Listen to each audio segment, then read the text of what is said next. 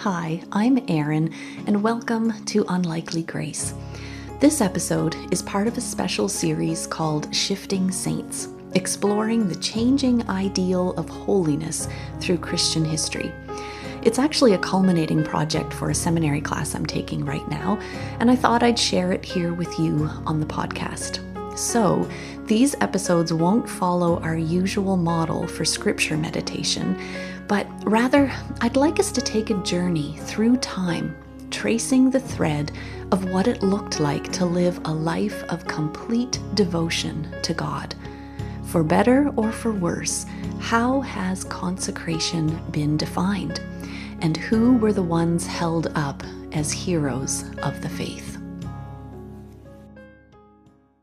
We're switching gears today and moving out of the Middle Ages and looking at some massive shifts in Christianity, starting with the Reformation. This is a time period where those who were considered heroes of the faith, those who were completely devoted to God, were not living tucked away in monasteries necessarily, or serving in the position of priests.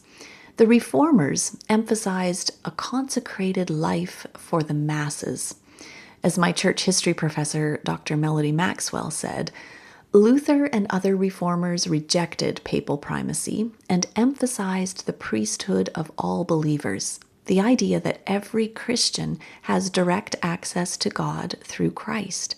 While they still maintained an ordained ministry, they denied that priests had any special status in terms of their relationship with God. This is where we first see the Bible being made available to lay people in their own language, where we see this idea taking root that no matter what your vocation, all of life could be lived to the glory of God. Sometimes we think of the Reformation in terms of Martin Luther nailing his 95 Theses to the door in Wittenberg, but the Reformation is actually more like the Reformations. This call for reform sprung up in different places and in various ways. There were what's referred to as the magisterial reformers, like Martin Luther and John Calvin, who still wanted a state church. They just wanted it to be their idea of church. Then there were the more radical reformers, who felt that folks like Luther and Calvin hadn't gone far enough. They wanted to return to nothing more and nothing less in their worship than what they could find in the Bible. They rejected infant baptism in favor of believers' baptism, for example.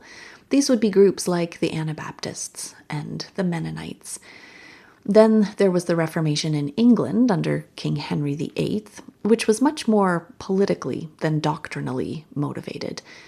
One thing, though, that all the reformers had in common, even the ones who were driven more by politics than theology, was that they wanted the Bible available in the language of everyday people.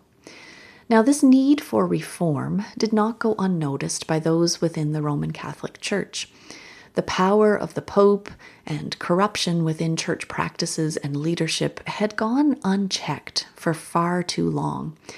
During this time period, the Catholic Church had their own Reformation of sorts, and its roots actually reach back even before Luther's time.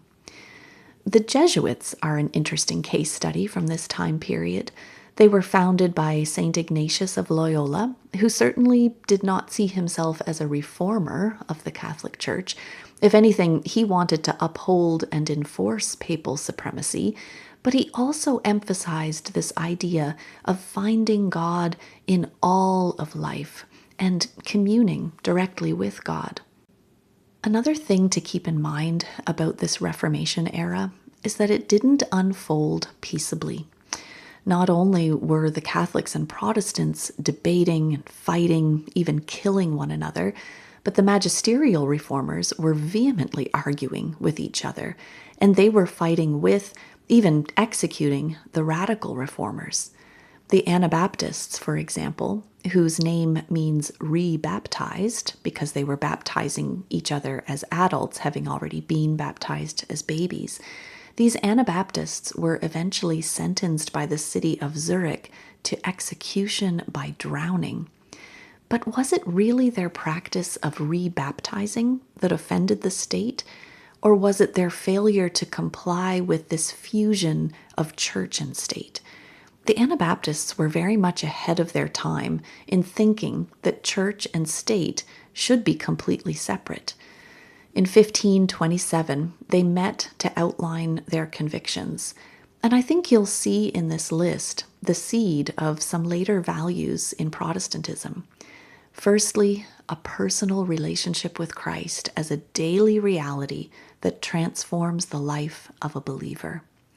Secondly, love and pacifism, refusing to participate in war. A congregational church structure where baptized members made decisions by consensus. And lastly, the conviction that church and state should be separate. All of these new ideas wouldn't have been possible without the masses having access to Scripture. Granted, monks like Martin Luther raised concerns from within the established church, but many of them were not prepared to relinquish state power in their attempts to bring reform. What their questions and debates started spread into a grassroots movement of personal discipleship. A life of complete devotion to God was now available to the masses. The Reformation in many ways took the focus off of righteousness through good works and put the focus on faith as a gracious gift from God. If you wanted to wholeheartedly follow Jesus, you no longer had to renounce the duties of normal life, taking that threefold vow and withdrawing from the world. You could follow Jesus as a wife and mother, as a business owner, as a neighbor. Secular and sacred vocations alike were a means to loving God and loving others. I'd like to close today's episode with a poem by a young Catholic nun named Teresa of Avila.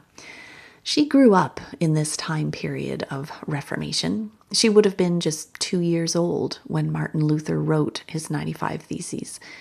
And she was a reformer of sorts herself, being deeply bothered by the apathy in the convents that she was familiar with. So she got permission from the Pope to establish new ones, 16 of them in total throughout Spain. I think you will hear echoes in her poem of this idea of vocation that we've been thinking about today.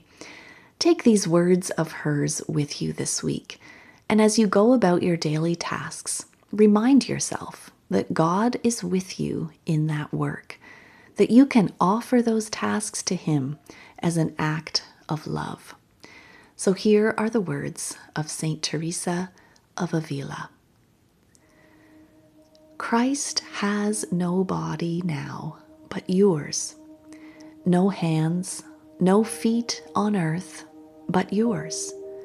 Yours are the eyes through which He looks compassion on this world. Yours are the feet with which He walks to do good. Yours are the hands with which He blesses all the world. Yours are the hands, yours are the feet, yours are the eyes. You are His body. Christ has no body now but yours.